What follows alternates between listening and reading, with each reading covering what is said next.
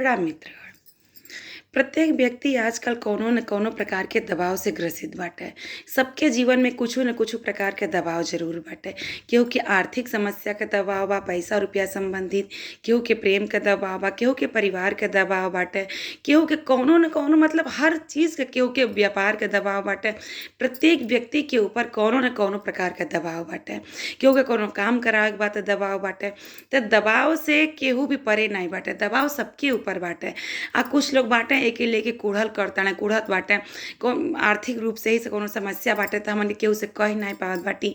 मन ही मन लेके कुढ़त बाटी, परेशान चलत बाटी। कौनो भी प्रकार के अगर दबाव हवय तो समस्या का अगर निदान नाय मिल सकेला तुरंत, लेकिन अपने परिवार में खोजी उस समस्या के। परिवार में केहू न केहू एक सदस्य ज़रूर होई जे आपके बहुत करीबी होई, जैसे आप अपने मन के बात ही, हृदय के बात ही कह सकेनी। तो ओ व्यक्ति से अपने हृदय के समस्या, अपने ऊपर जौन दबाव बाटे ओ बारे में ज़रूर बात करी।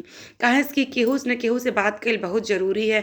जब तक हमन के अपने समस्या, अपने दबाव के बारे में केहू से बात नाहीं करेनी, तब तक हमन के ऊपर जौन बाटे ई जौन दबाव बाटे बहुत ज़्यादा हावी हो जाला और हमन के कुढ़-कुढ़ के रहेनी।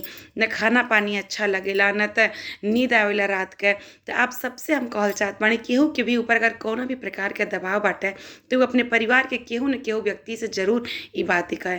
हम ही नहीं कहत हई कि सबके परिवार उस समस्या का समाधान कर देला, लेकिन कौनो न कौनो व्यक्ति ज़रूर रहेला जौन आपके बात सुनी, आपकी अच्छा सलाह देई। अगर हो सकी उनके पास अगर वो समस्या के समाधान हेतु कौनो भी प्रकार के उपाय रही तो आपके ज़रूर बताई।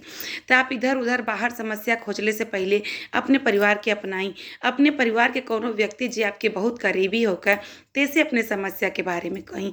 कहल बहुत ज़रूरी हवे, काहे से अपने आप में लेत इतना ज़्यादा दिमागी प्रेशर बन जाता कि दुनिया भर के जौन अचानक से बीमारी हावी हो जाता, केहू के ब्रेन हेमरेज हो जाता, हार्ट अटैक हो जाता। ई सब जौन बाटे जौन हमन के ऊपर दबाव बाटे ई सब ज़्यादा ज़िम्मेदार बाटे। एसे अपने ऊपर जौन दबाव बाटे ओके बाँटल सीखी आप लोग।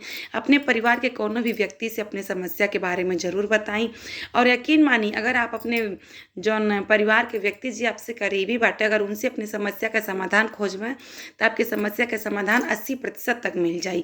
और नाहियो मिली तभी भी आपका मन शांत हो जाई, थोड़ा-सा दिमाग और दिल से बोझ हल्का होई। तो ऐसे अगर आप कौनो भी समस्या से जूझत बानी तो अपने परिवार के सहारा अवश्य लेई।